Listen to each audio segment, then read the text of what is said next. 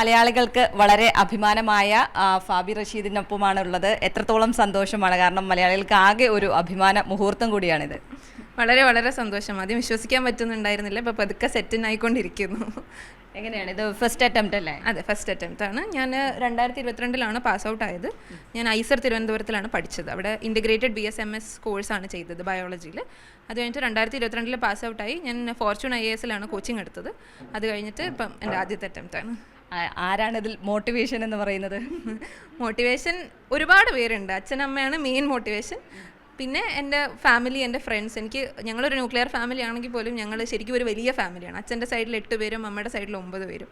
അപ്പോൾ അവിടെ ആ ഒരു വലിയ ഫാമിലിയിലുള്ള എല്ലാവരും എന്നെ സപ്പോർട്ട് ചെയ്തു എന്നുള്ളതാണ്. ആരും എന്നോട് നിനക്കിത് പറ്റുമോ എന്ന് ഒരിക്കൽ പോലും ചോദിച്ചിട്ടില്ല. പിന്നെ ഇവിടെ നിൽക്കുന്ന എൻ്റെ അച്ഛൻ പ്രിൻസിപ്പൽ അച്ഛനാണ് സ്കൂളിലെ. പിന്നെ ഇതെൻ്റെ ഫ്രണ്ടാണ് ആദിത്യ. അപ്പോൾ ഇവരൊക്കെ എൻ്റെ ഫ്രണ്ട്സ് എല്ലാവരും ഭയങ്കര മോട്ടിവേഷൻ ആയിരുന്നു. എല്ലാവരും സപ്പോർട്ട് തന്നെയായിരുന്നു. ഇത് എപ്പോഴാണ് ഇത് അറിയുന്നത്? എപ്പോഴാണ് റിസൾട്ടിൻ്റെ കാര്യം? ഉച്ചയ്ക്ക് ഒരു 1:30-2 മണി അടുപ്പിച്ചായപ്പോഴത്തേക്കിനാണ് വന്നത്. വീട്ടിൽ തന്നെ ഉണ്ടായിരുന്നു? വീട്ടിൽ തന്നെ. ഞങ്ങൾ രാവിലെ തൊട്ട് ഇത് നോക്കിയിരിക്കുകയാണ്. അങ്ങനെ.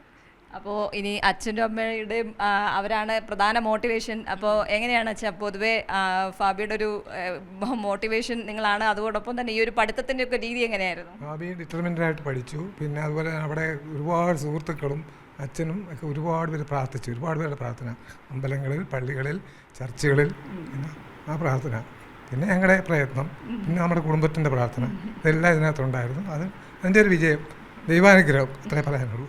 എങ്ങനെയാ പഠിക്കുമെന്ന് പറയേണ്ടതുണ്ടായിരുന്നു അമ്മയ്ക്ക്? ഇല്ല, ഒട്ടുമേ ഇല്ല. അവളെ ചെറിയ ക്ലാസ്സിൽ മുതൽ അവൾ തനിയെ പഠിച്ച് ശീലിച്ചിട്ടുള്ള ആളാണ്. ഞാൻ ഒരിക്കൽ പോലും അവളെ സപ്പോർട്ട് ചെയ്യേണ്ടി വന്നിട്ടില്ല എനിക്ക്. പിന്നെ കുറേ കോമ്പറ്റേറ്റീവ് എക്സാംസ് എഴുതിയിട്ടുണ്ട്. അതിനൊക്കെ വേണ്ടി ഞാൻ അവളെ പഠിപ്പിച്ചിട്ടുണ്ടെന്നുള്ളതല്ലാതെ LKG മുതൽ അവൾ സ്വന്തമായിട്ടാണ് പഠിക്കുന്നത്. ഒരു ട്യൂഷനും ഒന്നുമില്ലാതെയാണ് പഠിച്ചു വന്നത്. പിന്നെ +2 ആയപ്പോൾ കുറച്ചൊരു 1-2 വിഷയത്തിന് +2 കംപ്ലീറ്റ് ട്യൂഷനുണ്ടായിരുന്നു. ബാക്കിയൊന്നും ചെയ്തിട്ടില്ല. അവളുടെ കഠിന പ്രയത്നം മാത്രമാണ്, പിന്നെ ഞങ്ങളുടെ പ്രാർത്ഥന മാത്രം. ഒപ്പം കൂടി നിന്നു, ഇത്രയേ ഉള്ളൂ. ഞങ്ങൾക്ക് അഡ്മിഷൻ, സർവോദയ അഡ്മിഷൻ കിട്ടാൻ ഞങ്ങൾക്ക് ഇച്ചിരി ബുദ്ധിമുട്ടി. ഇടവിട്ട് ഞങ്ങൾ കാര്യം പോസ്റ്റിംഗ് വന്നപ്പം ഈ അഡ്മിഷൻ കഴിഞ്ഞാണ്. പിന്നെ അവൾക്ക് വേണ്ടി ഒരു പ്രത്യേക ടെസ്റ്റ് വെച്ചിട്ട് അവൾക്ക് അഡ്മിഷൻ കൊടുക്കുമായിരുന്നു. അതിൽ ഫസ്റ്റ് റാങ്ക് സെക്കൻഡ് റാങ്ക് കിട്ടിയതുകൊണ്ട് അവൾക്ക് അഡ്മിഷൻ കിട്ടി. അങ്ങനെയാണ് സർവോദയ പഠിക്കാൻ അവസരം കിട്ടിയത്. സെൻറ് തോമസിൽ പോയിട്ട് ഞങ്ങൾക്ക് അവസരം കിട്ടിയില്ല.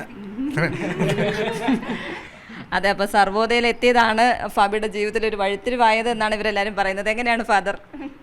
എന്നെ സംബന്ധിച്ചിടത്തോളം ഞാൻ കുട്ടികളെ കാണുന്നത് എൻ്റെ മക്കളെ പോലെയാണ്. ഫാബിയൊക്കെ എപ്പോഴും മറ്റു കുട്ടികൾ പലപ്പോഴും അസൂയയോടെ അവരെയൊക്കെ നോക്കുന്നവരാണ്. പിന്നെ ഇപ്പം ഞാൻ റിയലൈസ് ചെയ്യുന്നത്, ഇഫ് വി ആർ ഡിറ്റർമിൻഡ്, നമുക്ക് കുഞ്ഞുങ്ങളെ മോൾഡ് ചെയ്യാനും അവർക്ക് അവരുടെ ഭാവി എന്താണെന്ന് അവരെ ബോധ്യപ്പെടുത്താനും നമുക്ക് സാധിക്കും. അപ്പോൾ ഇത് സത്യത്തിൽ എന്നെ സംബന്ധിച്ചിടത്തോളം എൻ്റെ ജീവിതത്തിൽ ഒരിക്കലും മറക്കാനാവാത്ത സംഭവമാണ്. ഒത്തിരി കുട്ടികളെ എനിക്കറിയാമെങ്കിലും ഫാബിയുടെ കാര്യത്തിൽ വി ഹാഡ് ഒരു എക്സ്ട്രാ എപ്പോഴും ഒരു മെൻ്റൽ പ്രതീക്ഷ മാത്രമല്ല, ഒരു മെൻ്റൽ ഒരു കണക്ഷൻ ഉണ്ടായിരുന്നു. അവൾക്കൊരു വിഷമം ഉണ്ടാകുമ്പോൾ ഞാൻ ഫോണിൽ വിളിക്കും. അപ്പോൾ അവൾക്ക് എന്തെങ്കിലും ഒരു പ്രയാസം വന്നാൽ ഞാൻ വിളിക്കും. അങ്ങനെ മ്യൂച്വൽ സപ്പോർട്ട്. ഇന്ന് കുട്ടികളെ നമ്മൾ സപ്പോർട്ട് ചെയ്യണം, അവരെ ചേർത്ത് പിടിക്കണം, അവരെ എല്ലാ വിധത്തിലും സപ്പോർട്ട് ചെയ്താൽ നമ്മുടെ കുഞ്ഞുങ്ങളെല്ലാം വലിയ നിലയിലെത്തും. പ്രത്യേകിച്ച് കേരളത്തിലെ കുട്ടികൾ വളരെ മെച്ചമാണ്. സോ ഇപ്പം ഞങ്ങളെ സംബന്ധിച്ചിടത്തോളം ഈ കുടുംബത്തിൻ്റേതോടൊപ്പം തന്നെ എനിക്കും ഇതൊരു വലിയ അഭിമാന നിമിഷമാണ്. ഓക്കെ, എങ്ങനെയാണ് ഫാബിയുടെ സന്തോഷത്തിൽ മറ്റൊരു പങ്കാളിയാണ്? എത്രത്തോളം സന്തോഷമുണ്ട്? ഉറപ്പായിട്ടും വലിയൊരു സന്തോഷമുണ്ട്. ഞങ്ങൾ സ്കൂൾ മുതലേ ഫ്രണ്ട്സാണ്.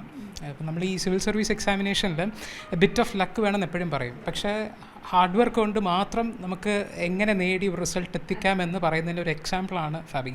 കാരണം ഞാൻ വളരെ ക്ലോസ് ക്വാർട്ടേഴ്സിൽ നിന്ന് കാണുന്നതുകൊണ്ടറിയാം ഒരുപാട് സ്ട്രഗിൾസ് ഇതിലേക്ക് വന്നു. ഈ പരീക്ഷയുടെ സമയത്തായാലും അതിനുശേഷം ഒരു മെഡിക്കലിലെ സംഭവത്തായാലും ഒരുപാട് നമ്മൾ ബുദ്ധിമുട്ടി. കാരണം ചെറിയൊരു ക്ലറിക്കൽ പ്രശ്നങ്ങളൊക്കെ കാരണം. പക്ഷേ അതല്ലാതെ തന്നെ ഇത്രയും ഹാർഡ് വർക്ക് ചെയ്ത് കൃത്യമായിട്ട് ആ സമയത്ത് പഠിക്കുകയും കൃത്യമായിട്ടുള്ള എക്സാംസ് എല്ലാം എഴുതുകയും ഇതെല്ലാം ഞാനും അടുത്തുകൂടെ ഇങ്ങനെ കണ്ടുകൊണ്ടിരിക്കുന്നതുകൊണ്ട് കൃത്യമായിട്ടറിയാം. അത് വളരെയധികം ഹാർഡ് വർക്ക് ചെയ്ത് ഒരുപാട് സാക്രിഫൈസസ് ചെയ്തു. ഈ ഇടയ്ക്കൊന്നും പുറത്തിറങ്ങിയിട്ട് പോലും ഇല്ല ഒരു വർഷത്തിൽ. അപ്പോൾ അത് ഒടുക്കത്തിലത് പേ ഓഫ് ചെയ്തു. ആൻഡ് ആദ്യത്തെ 100-നകത്ത് വരുന്നത് തന്നെ നമുക്ക് IAS തന്നെ കിട്ടും എന്ന് നമുക്കൊരു പ്രതീക്ഷിക്കാം. അപ്പോൾ അതൊരു വലിയൊരു അഭിമാനമാണ് ഞങ്ങൾക്ക് എല്ലാവർക്കും തന്നെ. Congrats to her. ഇനി ലാസ്റ്റായിട്ട് ഒന്നുകൂടി ഫാബിയുടെ അടുത്ത് ഇനി എന്താണ് എവിടേക്ക് എങ്ങനെ വരണം എന്നുള്ളതൊക്കെയാണ് ഒരു ആഗ്രഹം? ഞാൻ എൻ്റെ IAS തന്നെയാണ് എൻ്റെ ഫസ്റ്റ് ഓപ്ഷൻ. അപ്പോൾ നല്ലൊരു സിവിൽ സർവൻ്റ് ആകുക. എന്നെ ഒരുപാട് പേര് ഇൻസ്പയർ ചെയ്തിട്ടുണ്ട്. അതുപോലെ ആർക്കെങ്കിലുമൊക്കെ എന്തെങ്കിലും ഒരു ഇൻസ്പിറേഷൻ ആവണം എന്നുള്ളൊരു ആഗ്രഹം മാത്രമേ ഉള്ളൂ. തീർച്ചയായും ആ രീതിയിൽ തന്നെയാണ്. ഏതായാലും ഫാബിയുടെ കഠിനാധ്വാനം അത് തന്നെയാണ് ഫാബിയുടെ ഈ ഒരു വിജയത്തിന് പിന്നിൽ. അതിനൊപ്പം തന്നെ ഒപ്പം നിൽക്കാനായി ഒരു കൂട്ടം ആൾക്കാർ, അത് തന്നെയായിരുന്നു ഫാബിയുടെ ഒരു കരുത്തെന്ന് പറയുന്നതും. തിരുവനന്തപുരത്തു നിന്നും, അതായത് ഫാബിക്കും ഫാബിയുടെ കുടുംബത്തിനുമൊപ്പം ഷാജില അലി ഫാത്തിമയ്ക്കൊപ്പം എസ് ഷീജ, കൈരളി ന്യൂസ്, തിരുവനന്തപുരം.